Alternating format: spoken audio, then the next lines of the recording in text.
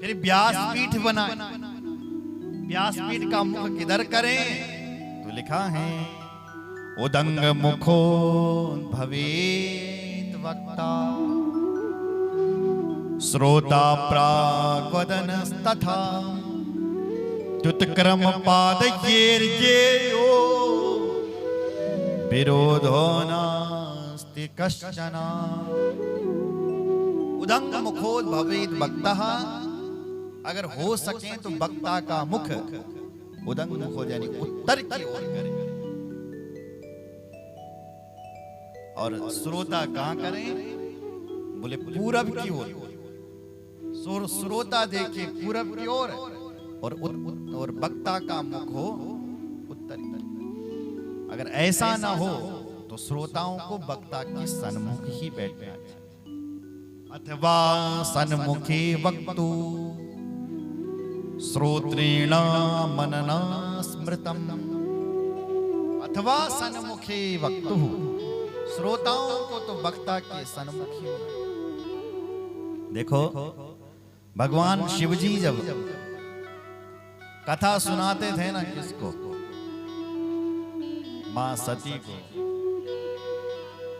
तो सती जी को सामने बिठा करके, पार्वती को सामने बिठा करके कथा सुनाते थे।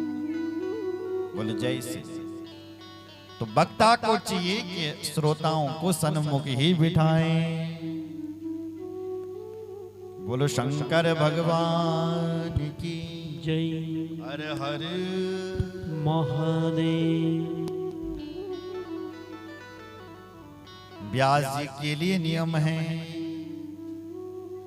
किसी भी व्यास जी को गद्दी से किसी को भी प्रणाम ना करें। बड़ा सा बड़ा मंत्र क्यों ना जाए। व्यासासन समारूढ़ो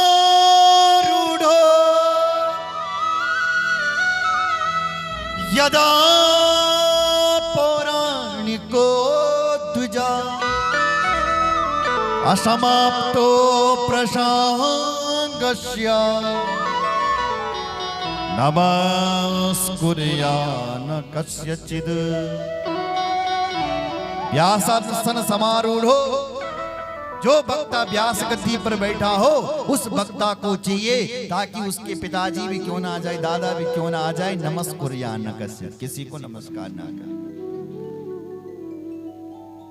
जब तक व्यास गद्दी। अच्छा, व्यास गद्दी से नीचे उतर जाए, आरती संपन्न हो जाए, तो फिर आप नमस्कार कर सकते हैं। बोलो जय श्री राम। असमाप्तो प्रसंगस्य नमस्कुर्यान कस्यचित्। कथा का प्रसंग जब पूरा हो जाए, अच्छा श्रोताओं को, बोले श्रोताओं को चाहिए कि व्यास जी को नमस्कार करें। कौन से व्यास जी? बोले कोई भी कथा सुना रहा हो तो जब तक वो कथा सुना रहा है तब तक वो नमस्कार की योग्य। बारो युवत वृद्धो वा दरिद्रो वापि दुर्बल पुराणज्ञा सदा वन्द्या पूजश्चा सुकृतातिवि। कोई भी कथा सुना रहा हो, कोई बालक सुना रहा हो, कोई युवक सुना रहा हो, कोई वृद्ध सुना रहा हो, दरिद्रो कोई दरिद्र व्यक्ति कथा सुना रहा हो, दुर्बल कोई दुर्बल व्यक्ति कथा सुना रहा हो, पुराणज्ञा सदा वन्द्या, यदि वो पुराण का कथा वाचन कर रहा है तो उस समय वो वंदनीय, क्योंकि दो गद्दी चल कर के आई, एक है व्यास गद्दी और दूसरी है राजगद्दी। तो जब तक कोई राजगद्दी पर बैठा रहता है ना तो तब तक वो हम सब का राजा होता है। चुनाव जीत लिया इन्होंने या मंत्री बन गए मुख्यमंत्री, तो हम सब के मंत्री। जैसी चुनाव उन्होंने हारा, गद्दी छूटी उनकी, तो सामान्य है जैसे हम वैसे हम मुख्यमंत्री हो गए। तब था जब गद्दी में बैठा था, अब तो सामने।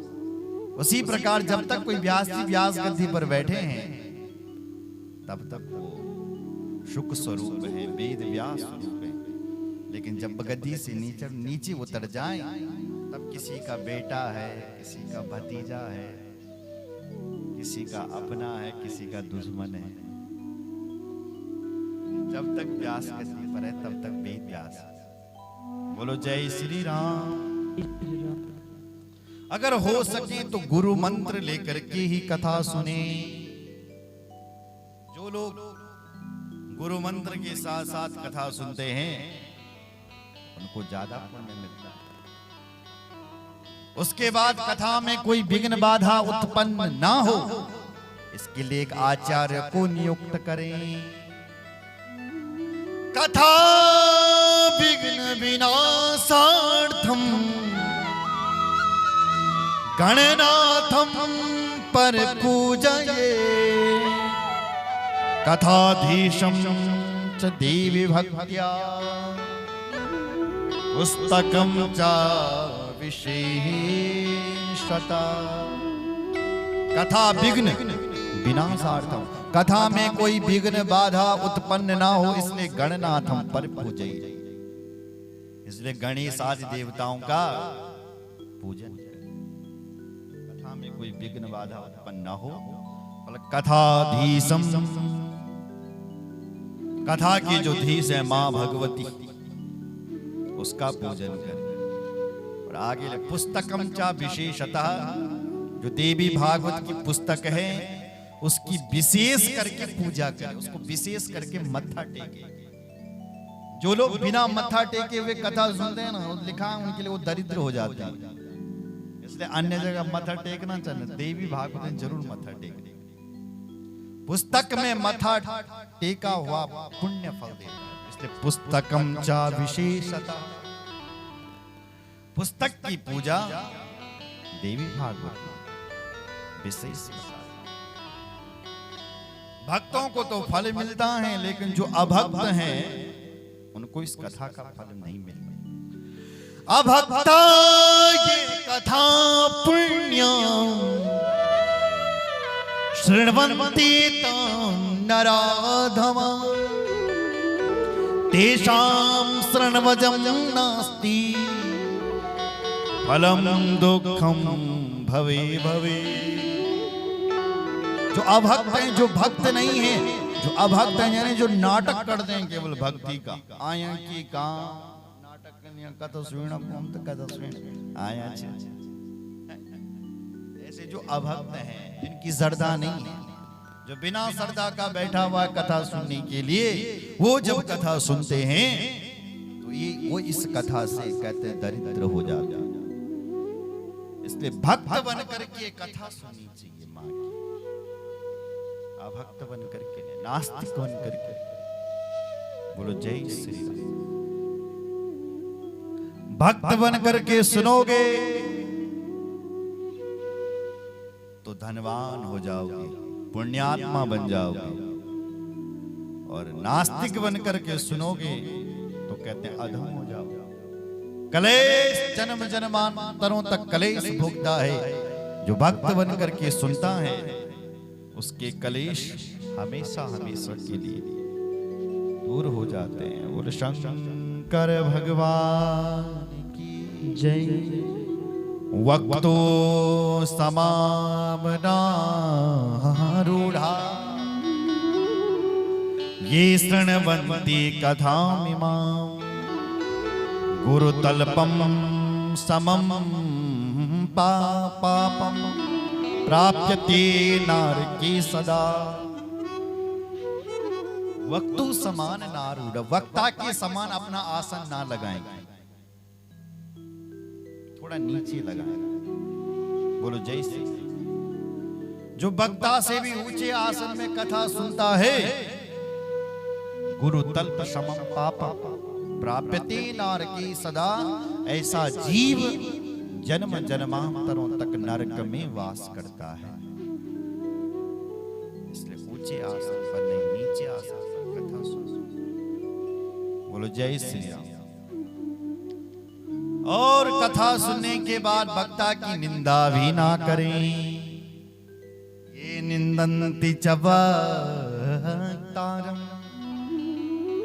कथा चेमां शुपावनी भवन्ति सुनका भुक्त्वा दुःखं जन्म शतं हिते।